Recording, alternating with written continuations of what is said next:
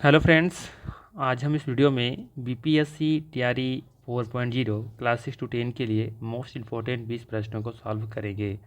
Subject है मेरा भूगोल, सेट नंबर है 5। इससे पहले ऑलरेडी हमने 4 सेट करा रखा है, उसका लिंक डिस्क्रिप्शन में दिया हुआ है या फिर प्लेलिस्ट में जाके आप देख सकते हैं।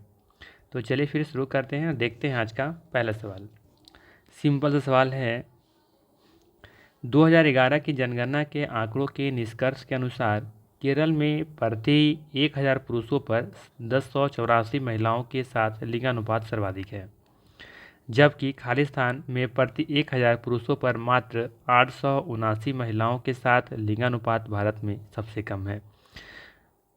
उस राज्य का नाम बताना है जहां पर 879 महिलाओं के साथ लिंगानुपात भारत में सबसे कम है।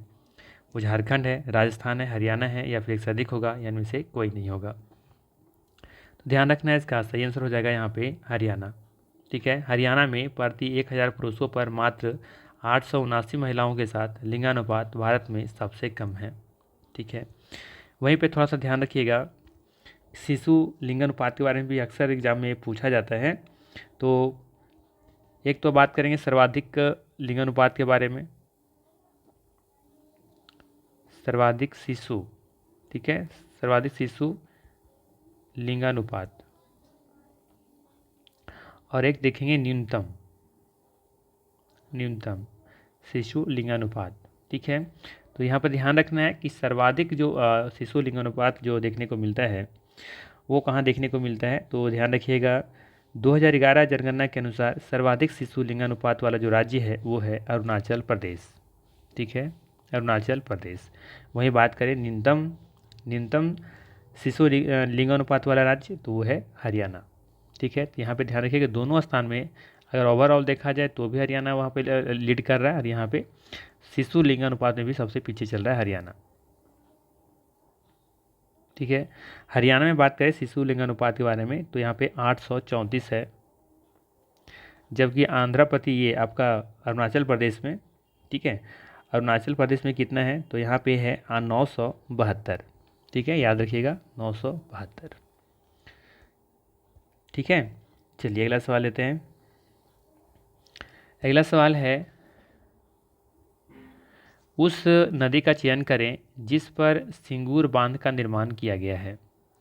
ऑप्शंस हैं मजीरा, कावेरी, नर्मदा या फिर उपर्युक्त में से एक से अधिक या इनमें से कोई नहीं। तो याद रखना है, मंजीरा नदी पर सिंगूर बांध का निर्माण किया गया है जो कि 1989 में किया गया था, अर्थात यहाँ पे ए ऑप्शन बिल्कुल सही होगा। ठीक है, कब बनाया गया था इसका सिंगूर बांध का निर्माण कब किया गया था, तो ये सिंगूर बांध का निर्माण किया गया था 1989 में। ठीक है, मंजीरा नदी गोदावरी की एक सहायक नदी भी है, ध्यान रखिएगा, मंजीरा नदी गोदावरी की एक सहायक नदी भी है।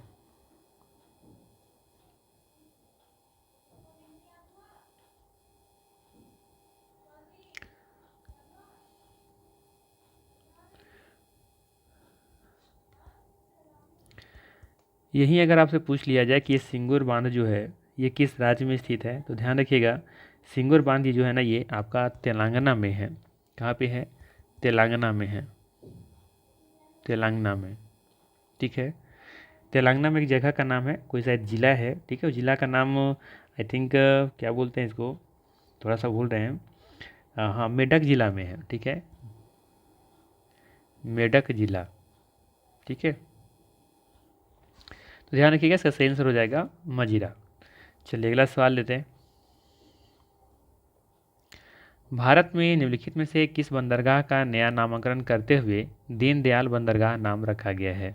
सवाल है, भारत में निम्नलिखित में से किस बंदरगाह का नया नामकरण करते हुए दीनदयाल बंदरगाह नाम रखा गया है।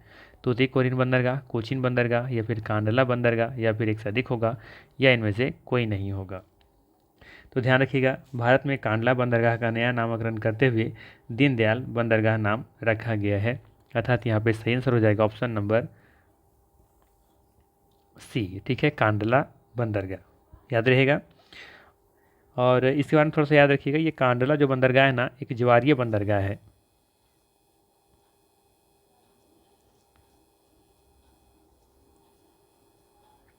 ठीक है, याद रहेगा, कांडला बंदरगाह एक ज्वारीय बंदरगाह है। कांडला बंदरगाह को देखिए, ध्यान दीजिएगा कि कांडला बंदरगाह को मुक्त व्यापार क्षेत्र के लिए घोषित किया गया है। ठीक है, और ये कहाँ स्थित है? तो गुजरात में कच्छ की खाड़ी में स्थित है। ठीक है, कहाँ स्थित है? गुजरात में स्थित है, कच्छ की खाड़ी में।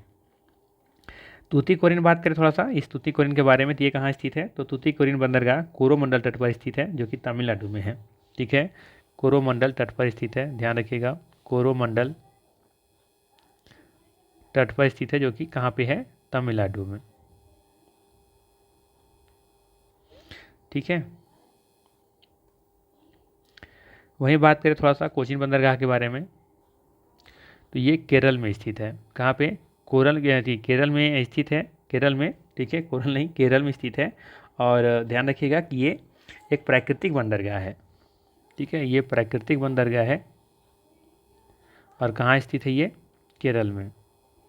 ठीक है, तो इतनी बातों को ध्यान में रखना है। इसका सही आंसर हो जाएगा सी ऑप्शन। अगला सवाल लेते हैं। अगला सवाल है आपके लिए, उस समय को पहचाने, उस राज्य को पहचाने जिसके साथ तेलंगाना की सीमा नहीं लगती है। सवाल है, उस राज्य को पहचाने जिसके साथ तेलंगाना की सीमा नहीं लगती हैं। तमिलनाडु, छत्तीसगढ़, कर्नाटक या फिर एक से अधिक होगा, या इनमें से कोई नहीं होगा। तो याद रखिएगा, तमिलनाडु राज्य के साथ तेलंगाना राज्य की सीमा नहीं लगती है। इसका सही आंसर हो जाएगा ये ऑप्शन। ठीक है, तेलंगाना इसका तमिलनाडु इसका सही आंसर, आप देख सकते हैं मैप पर भी। ठीक है, यहाँ पे ये रहा आपका, यहाँ पे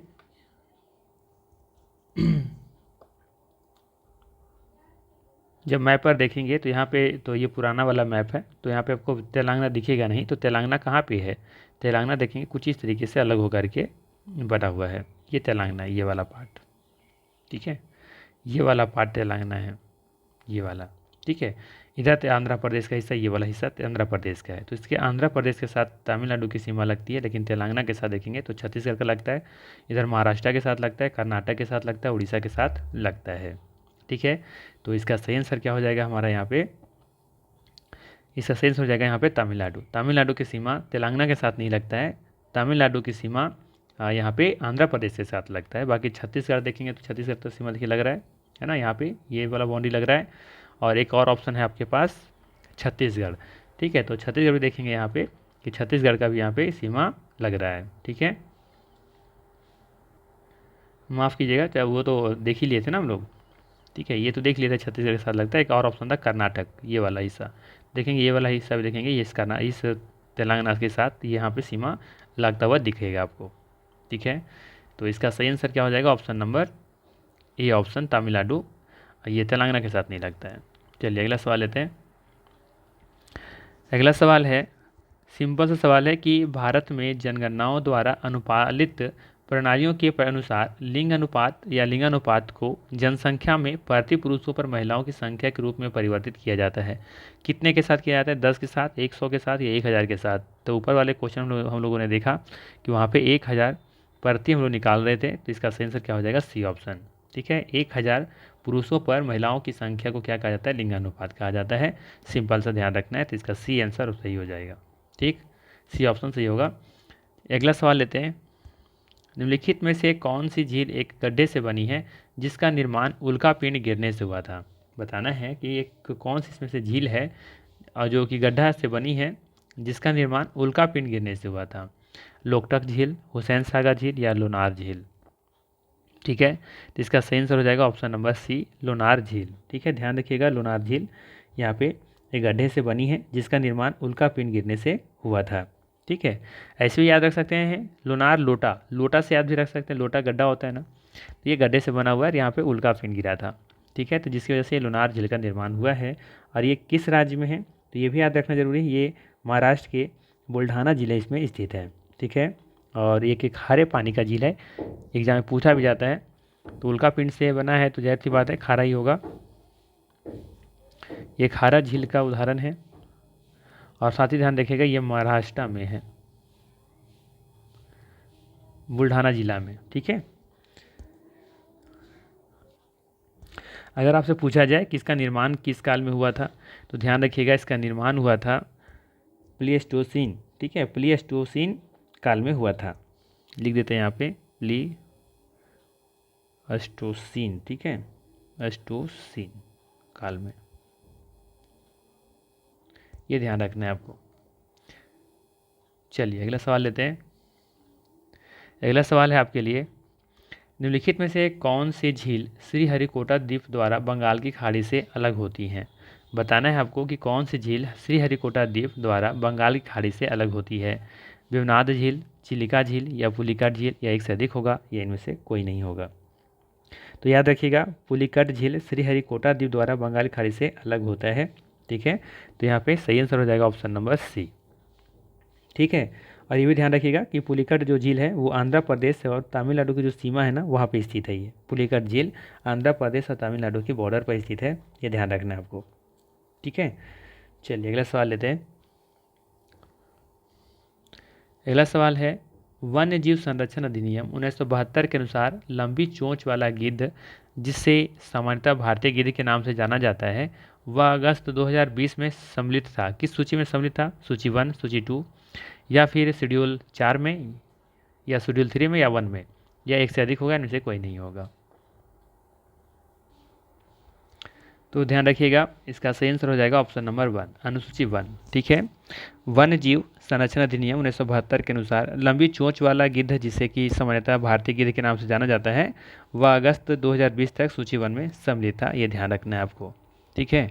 और यहाँ पे एक चीज़ ध्यान रखने वाली बात है कि भारत सरकार ने गिद्धों के संरक्षण के लिए एक स्कीम लेकर के आई है। उस स्कीम का नाम क्या है? उस स्कीम का नाम है गिद्ध संरक्षण अधिनियम। इसका नाम है 2020 से 2025 योजना, ठीक है। ये इंपॉर्टेंट है, किसी भी एग्जाम में पूछा जा सकता है, गिद्ध संरक्षण 2020-25 योजना, ठीक है। यानी कि 20 से 25 तक गिद्धों को संरक्षण करने का एक योजना लाई गई है। ये इंपॉर्टेंट है, ये ध्यान रखिएगा, ठीक है। चलिए अगला सवाल लेते हैं। अगला सवाल है, मदीकेरी पर्वतीय स्थल निम्नलिखित में से किस राज्य में स्थित है? बताना है, मदीकेरी पर्वतीय स्थल निम्नलिखित में से किस राज्य में स्थित है? महाराष्ट्र में, केरल में, कर्नाटक में, या एक से अधिक होगा, या इनमें से कोई नहीं होगा। तो याद रखना है, मदीकेरी पर्वतीय स्थल कर्नाटक राज्य में स्थित है। कर्नाटक के कुर्ग जिला में मदीकेरी को अंग्रेजों द्वारा भारत का स्कॉटलैंड और दक्षिण भारत का कश्मीर कहा जाता है। ये सबसे इंपॉर्टेंट पॉइंट है जो ध्यान में आपको रखना है, ठीक है। समझ में आया क्या हमने कहा? हमने कहा कि कर्नाटक के कुर्ग जिला में मदीकेरी को अंग्रेजों द्वारा भारत का स्कॉटलैंड और दक्षिण भारत की कश्मीर कहा जाता था, ठीक है। ये ध्यान रखिएगा। मदीकेरी को लिंगायत राजाओं ने राजधानी भी बनाया था, ये भी आप चाहें तो ध्यान रख सकते हैं, ठीक है। चलिए अगला सवाल लेते हैं। अगला सवाल है, नीलगिरी की टोडा जनजाति का एक सबसे महत्वपूर्ण त्यौहार निम्नलिखित में से कौन सा है? बताना है कि नीलगिरी की टोडा जनजाति का एक सबसे महत्वपूर्ण त्यौहार निम्नलिखित में से कौन सा है? बानेश्वर, मधुबेटा, या फिर कर्मा। कर्मा तो ऐसे झारखंड बिहार का एक फेमस त्यौहार है, ठीक है। नीलगिरी के बारे में तो पूछ रहा है, जो कि दक्षिण भारतीय के बारे में पूछा जा रहा है यहाँ पे। तो ध्यान रखिएगा कि नीलगिरी की टोडा जनजाति का एक सबसे महत्वपूर्ण त्यौहार है मोदबेटा, ठीक है। अर्थात यहाँ पे बी ऑप्शन बिल्कुल सही होगा, ठीक है। बानेश्वर के बारे में बात करें तो ये बानेश्वर मेला लगता है राजस्थान के डूंगरपुर जिला में। तो ये एक आदिवासी मेला है। बानेश्वर जो मेला लगता है ना, बानेश्वर मेला, ये राजस्थान के डूंगरपुर जिले में लगता है, जो कि एक आदिवासी मेला है। आदिवासी मेला है ये, जो कहाँ लगता है? राजस्थान में लगता है, ठीक है। मोदबेटा के बारे में हमने बता दिया कि ये टोडा जनजाति का एक सबसे महत्वपूर्ण त्यौहार है, ठीक है। वहीं बात करें कर्मा के बारे में, तो कर्मा के बारे में हमने शुरू में बता दिया था कि ये बिहार झारखंड में मनाया जाता है। इसके अलावा देखें तो उड़ीसा, पश्चिम बंगाल और छत्तीसगढ़ में भी ये प्रमुख रूप से ये मनाया जाता है, ठीक है। चलिए अगला सवाल लिया जाता है। अगला सवाल रहेगा, काली मिट्टी उगाने के लिए आदर्श मानी जाती हैं जूट, गेहूँ, कपास, या एक से अधिक होगा, या इनमें से कोई नहीं होगा। तो ध्यान रखना है, काली मिट्टी कपास उगाने के लिए आदर्श मानी जाती है। सी ऑप्शन यहाँ पे बिल्कुल सही हो जाएगा, ठीक है। कोई इशू नहीं होना चाहिए यहाँ पे। काली मिट्टी को राजस्थानी रूप से रेगुर व केरल काली मिट्टी भी, करेल काली मिट्टी या कपासी मिट्टी भी कहा जाता है, ये ध्यान रखना है। काली मिट्टी को अंतर्राष्ट्रीय स्तर पर उष्णकटिबंधीय चारनोजम कहा जाता है। ठीक है, क्या कहा जाता है? उष्णकटिबंधीय चारनोजम कहा जाता है, ये ध्यान रखिएगा। काली मिट्टी में जल धारण करने की क्षमता अधिक होती है, ये भी ध्यान रखिएगा। काली मिट्टी सूखने पर गहरी दरारें पड़ जाती हैं, जिससे कारण से स्वतः जुताई वाली खेत भी कहा जाता है ना। देखेंगे कि जो खेतें होती हैं तो गर्मी के मौसम में जो बहुत ज़्यादा गर्मी पड़ता है, जिसकी वजह से क्या होता है, दरारें पड़ जाती हैं मोटी मोटा दम, है ना। तो ये लगता है जैसे कि कोई खेत कोई जोत ही चला गया है, लेकिन ऐसा नहीं है, और सूखने की वजह से ऐसा हो जाता है। ठीक है, इसलिए इसे कहते हैं, जब काली मिट्टी सूखने पर क्या होता है, उसमें गहरी दरारें पड़ जाती हैं, जिससे कारण से स्वतः जुताई वाली मृदा कहते हैं। ठीक है, काली मिट्टी में देखेंगे ना तो इसमें लोहा, चूने, calcium, potash, aluminium, magnesium, carbonate, ये सब जो है चीज़ें काली मिट्टी में पाई जाती हैं। काली मिट्टी में नाइट्रोजन, फास्फोरस और जैविक पदार्थों की कमी पाई जाती है, ये ध्यान रखना है, क्योंकि अक्सर पूछा जाता है कि काली मिट्टी में किस चीज़ की कमी पाई जाती है। तो याद रखना है, काली मिट्टी में नाइट्रोजन, फास्फोरस और जैविक पदार्थों की कमी पाई जाती है। इसमें क्या पाया जाता है? तो चूना, कैल्शियम, लोहा पाया जाता है, पोटास भी देखने को मिलता है। ठीक है, और एल्युमिनियम देखने को मिलता है, मैग्नीशियम कार्बोनेट भी थोड़ा बहुत मिल जाता है। ठीक है, चलिए अगला सवाल लेते हैं। अगला सवाल रहेगा आपके लिए, उत्तरी गोलार्ध में ग्रीष्मकालीन संक्रांति खाली स्थान के महीनों में होती हैं। उत्तरी गोलार्ध में पूछ रहे हैं आपसे कि मकर संक्रांति जो है ना किस महीने में होती है, ये बताना है आपको। जैसे ये हमारा ग्लोब है, ये हमारा मान लेते हैं, ये उत्तरी गोलार्ध है, ये दक्षिणी गोलार्ध है। तो पूछ रहे हैं आपको उत्तरी गोलार्ध में, यानी कि इस गोलार्ध में जो संक्रांति है ना, ग्रीष्मकालीन संक्रांति जो मनाया जाता है वो किस महीने में मनाया जाता है? तो ध्यान रखना, ये जून के महीने में मनाया जाता है। ऑप्शन नंबर यहाँ पे ए बिल्कुल सही होगा। ठीक है, 21 जून को कर्क रेखा उत्तरी अक्षांश पर लंबवत चमकता है, जिसे कर्क संक्रांति या ग्रीष्म संक्रांति कहा जाता है, ध्यान रखिएगा। ठीक, चलिए अगला सवाल है कि निम्नलिखित में से कौन सी पर्वत श्रृंखला दक्षिण अमेरिका में स्थित है? सिंपल सा सवाल है आपसे कि कौन सी पर्वत श्रृंखला दक्षिण अमेरिका में स्थित है? रॉकी, ग्रेट डिवाइडिंग, एंडीज या फिर से अधिक होगा, इनमें से कोई नहीं होगा। आसान सा सवाल है, इसका आंसर होगा एंडीज पर्वत श्रृंखला जो है वो दक्षिण अमेरिका में स्थित है। ठीक है, इसका सही आंसर हो जाएगा ऑप्शन नंबर सी। ठीक है, और ये भी याद रखिएगा कि एंडीज पर्वत नवीन मोड़दार पर्वत श्रृंखला है, और एंडीज पर्वत की सर्वोच्च चोटी के बारे में बात करें तो एकांकगुआ है। ठीक है, एंडीज पर्वत की सर्वोच्च शिखर का अगर कोई नाम पूछे तो बताना है एकांकगुआ, एकांकगुआ। ठीक है, आप चाहें तो यहाँ पे देख सकते हैं इस मैप में, यहाँ पे देखेंगे ये हमारा है एंडीज पर्वत, ये वाला। ठीक है, और यहाँ पे देखेंगे कि एकांकगुआ दिख रहा होगा यहाँ पे, एकांकगुआ, जो कि ये इसकी सर्वोच्च चोटी है, जो कि 6961 किलोमीटर देखने को आपको मिल रहा होगा। ठीक है, ये है एंडीज पर्वत। ठीक है, जो कि दक्षिण अमेरिका में स्थित है। ठीक है, अभी वहीं पूछता अगर उत्तरी अमेरिका में, तो अभी यहाँ पे देखेंगे रॉकीज है और साथ में अपलेशियन है, ये दोनों पर्वत जो दिख रहा होगा, और यहाँ के दोनों का हाइट दिख रहा होगा। ठीक है, तो ये माउंट एल्बर्ट जो है वो रॉकीज का सर्वोच्च चोटी है, माउंट एल्बर्ट। वहीं पे अल्पेशियन का सर्वोच्च जो चोटी है वो है आपका माउंट मिचेल। ठीक है, इसकी ऊंचाई 2037 मीटर के अराउंड है। ठीक है, और एक और ऑप्शन में था हमारा यहाँ पे, क्या था, ग्रेट डिवाइडिंग। रॉकी के बारे में तो हमने बता दिया। ठीक है, रॉकी के बारे में बता दिया, जो कि उत्तरी अमेरिका में है। और ग्रेट डिवाइडिंग देखेंगे तो ये ऑस्ट्रेलिया में देखने को मिलेगा। इधर ये देखेंगे ग्रेट डिवाइडिंग, ये वाला पार्ट जो कि ऑस्ट्रेलिया में है। माउंट, यहाँ पे इसको क्या पढ़ेंगे आप, पढ़ लीजिएगा। ठीक है, तो ये है ग्रेट डिवाइडिंग रेंज, जो कि कहाँ पे है, ऑस्ट्रेलिया में है। ठीक है, तो इसका सही आंसर क्या हो जाएगा यहाँ पे, एंडीज पर्वत हो जाएगा इसका सही आंसर। ठीक है, चलिए अगला सवाल लेते हैं। अगला सवाल रहेगा आपके लिए, अंगूर की बेल का एक उदाहरण है। अच्छा, इससे पहले इसको हम बता देते हैं, नहीं तो आप लोग कहेंगे कि सर भी नहीं पढ़ पाते।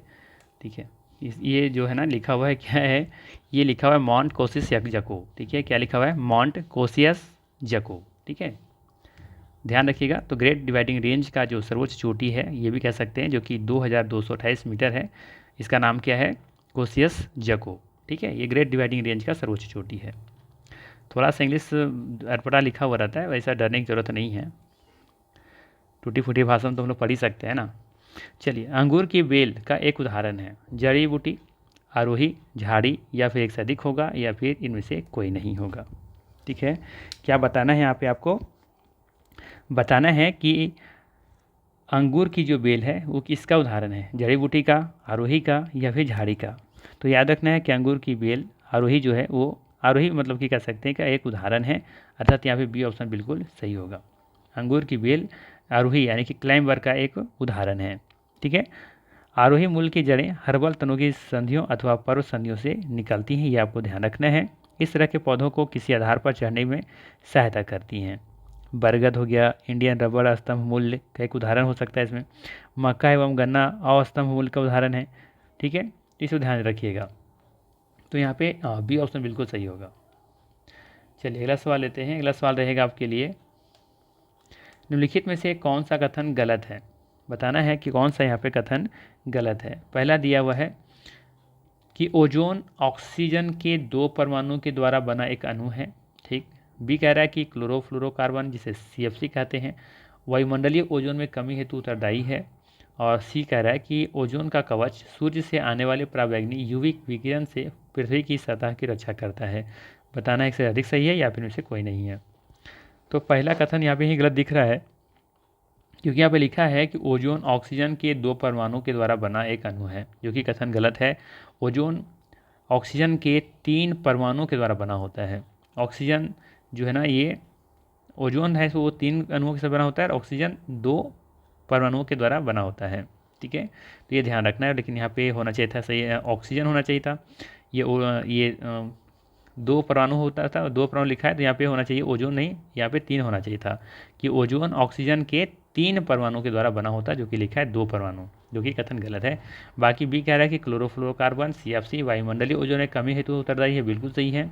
वहीं ओजोन का कवच सूर्य से आने वाले पराबैंगनी अर्थात UV यानी कि अल्ट्रावायलेट विकिरण से पृथ्वी की सतह की रक्षा करता है, तो ये भी कथन सही है। तो ये कथन यहाँ पे गलत है, बाकी सही है।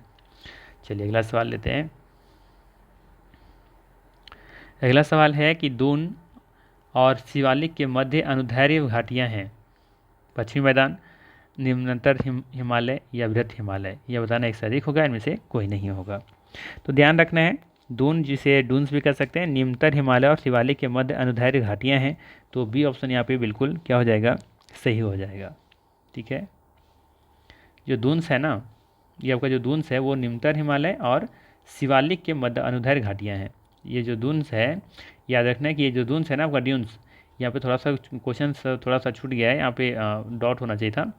दून्स जो है वो किसके और शिवालिक के मध्य अनुदैर्ध्य घाटियाँ हैं, तो ये निम्नतर हिमालय और शिवालिक के मध्य यहाँ पे देखेंगे कि अनुदैर्ध्य घाटियाँ हैं। ठीक है, बाकी यहाँ पे याद रखिएगा कि शिवालिक और लघु हिमालय के बीच कई समतल संरचनात्मक घाटियाँ हैं, जिसे पश्चिम में दून कहते हैं और पूर्व में से द्वार कहते हैं।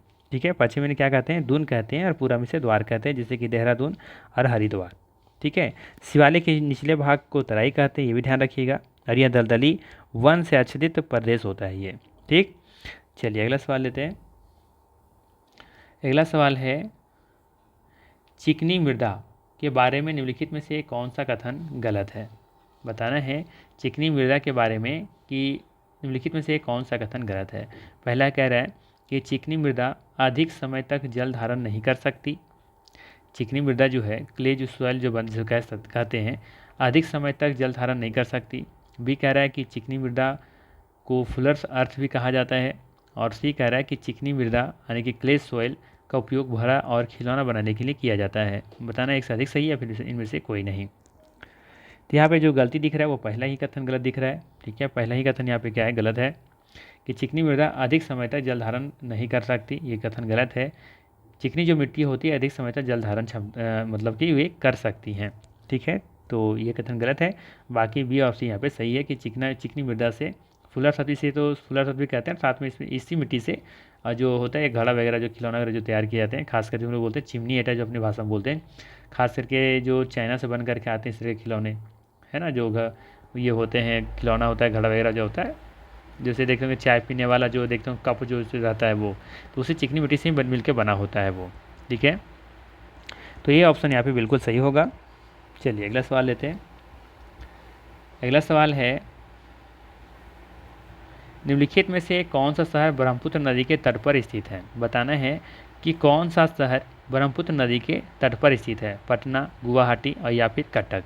ठीक है, या फिर एक से अधिक होगा या इनमें से कोई नहीं होगा।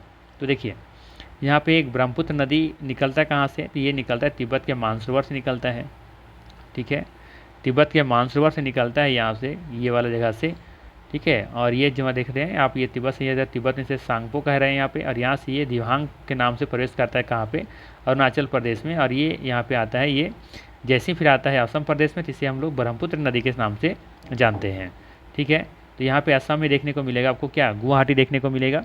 इसके बाद फिर यहाँ पे देखेंगे ये यहाँ पे कहाँ प्रवेश करता है, ये बांग्लादेश में। ठीक है, और बांग्लादेश में प्रवेश करने के बाद देखेंगे कि ये फाइनली बंगाल की खाड़ी में जाकर के गिरती हैं। तो बताइए यहाँ पे पटना में दिखेगा आपको, नहीं दिखेगा ना, और ना ही उड़ीसा में दिखेगा। उड़ीसा इधर कहीं ना कहीं, इससे पहले नदी यहाँ पे विसर्जित हो जा रही हैं। उसी तरीके से पटना इधर है, तो ये इधर से क्रॉस कर जा रही है, तो कहीं ना कहीं आसाम में है गुवाहाटी, जो कि कह सकते हैं इसका सही आंसर क्या होगा, गुवाहाटी होगा। ठीक है, आई थिंक समझ में आया होगा कि गुवाहाटी इसका सही आंसर क्यों होगा। ठीक है, तो गुवाहाटी शहर ब्रह्मपुत्र नदी के तट पर स्थित है, याद रखना है। इसका सही आंसर हो जाएगा ऑप्शन नंबर बी। ठीक है, बाकी ये पटना के बारे में, ये पटना के बारे में बात करें तो ये गंगा नदी के किनारे स्थित है, ये याद रखना है। वहीं बात करें थोड़ा सा हम किस बारे में, कटक के बारे में, तो यहाँ पे ये महानदी के तट पर स्थित है कटक। ठीक है, एक अक्सर पूछा जाता है एग्जाम में लखनऊ के बारे में,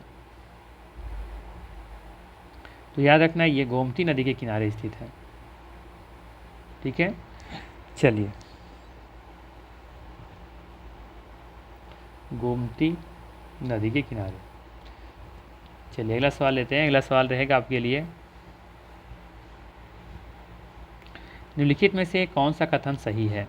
पहला है, बर्मा टेक्टोनिक प्लेट, भारतीय टेक्टोनिक प्लेट के नीचे जाने के कारण 2004 में सुनामी आई।